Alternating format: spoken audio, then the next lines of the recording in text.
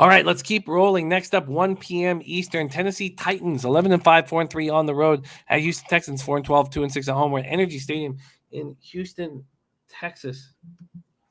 Titans, Texans. Oh man, of course. It's just so. Oh God, sorry. The scores are popping up on my feed. Tennessee opening up as 11-point favorites. That has moved to 10.5 or 10, depending on where you shop. This total opening up at 43, juice to the under. That's where it stands right now.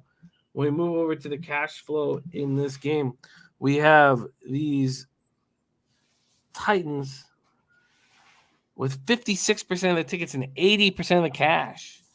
And then 55% of tickets on the over, 65% of cash on that very over. Titans are back in the driving seat for the number 1 seed in the AFC after their impressive 34-3 win at home over the Dolphins. Shout out to our Jacksonville Zoe after another big Sunday for him. He was very confident on the Titans. They are back-to-back AFC South champs in a season where they've used 88 players. So that's the most ever in a non-strike season for the NFL. They also have won 11 games for the second straight season. First time since 2002, 2003. Tannehill was 13 of 18 for 120 yards, 2 touchdowns, no interceptions. A.J. Brown caught 2 passes for 41 yards. Deonta Foreman, 26 carries for 132 yards and a touchdown. The defense swarmed to him, sacked him 4 times, intercepted him once. Titans tight end McCole Pruitt hurt his right ankle on a running play in the second quarter. He was carted off the field. He will have surgery. Gruesome. Yeah, it was awful. Star running back Derrick Henry participated in individual drills yesterday and today. Murchison and linebacker Derek Robertson were inactive last week and are listed as questionable this week.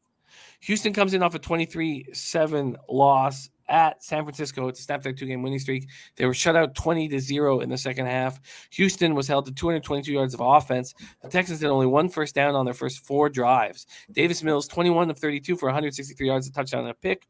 Brandon Cooks caught 7 passes for 66 yards and a touchdown. Rex Burkhead had 16 carries for 47 yards, caught 6 passes for 32 yards. They couldn't get pressure on Trey Lance. They sacked him just once. They hit him twice. Desmond King did have an interception. Also, safety Jonathan Owens, defensive lineman Jonathan Greenard, and defensive back Graylin Arnold all got hurt during the game. And the Texans have been hit very hard by COVID. Very, very hard. Let's go over their COVID issues here. And it's ridiculous. So, Titus Howard, offensive tackle, COVID list. Quarterback Lonnie Johnson Jr., COVID list. Wide receiver Chris Moore, COVID list. Dominic Eberle, their place kicker.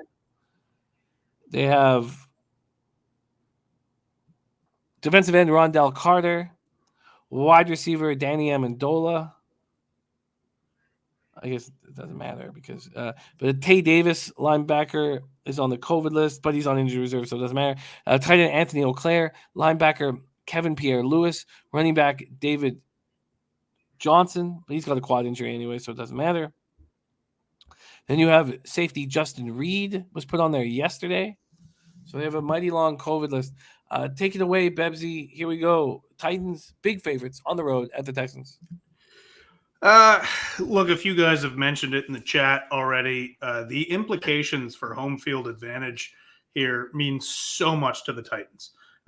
More so than any team in the NFL right now, because an extra week rest gives them a chance to get Derrick Henry back for the playoffs. He's back at practice. He's doing individual workouts. He's not obviously running with the team yet. So they win this game, and there's a very, very good chance that Derrick Henry is playing for them when they play their first playoff game. I think Titans absolutely need this game. I think Texans are, nobody. I've said this before. Teams don't completely fold. I don't think there's any. I thought the Texans played reasonably well against the Niners. The first half they were winning 7-3 at the half to a playoff team there, but they just eventually the Niners, outpaced them, and it ended up being a bit of a blowout.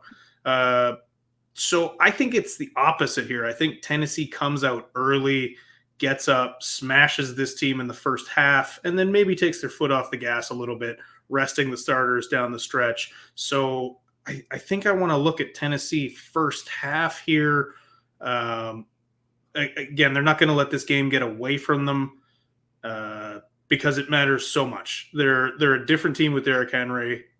They're not going to win the AFC without him, and this means them playing or not playing a playoff game without him.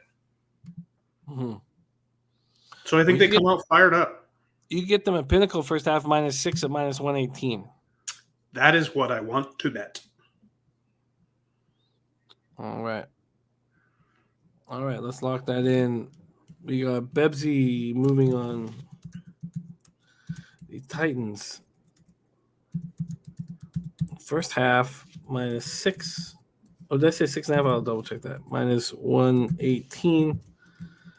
Available at Pinnacle. I'll just double check that very quickly. That was -6, not 6.5. So no hook. -6 and -118 at Pinnacle. Very interesting. Gerald Jones says Tennessee team total under 28.5 may be a look. And if that's the look, which I don't disagree with at all, maybe the under is the look at 43. What do you think of that under? I mean, Tennessee or the Texans have an awful difficult time manufacturing points right now. They really don't have much offensively outside of Cooks. And to be honest with you, Davis Mills is playing okay football, but they're just still not putting up any points. I think that first half under is a thought for me because Titans are going to play hard. Titans, Texans. Bebsie is moved on the Titans first half of -6. Gerald Jones liking the under 43. And I am very interested in that first half under. All right, let's keep rolling.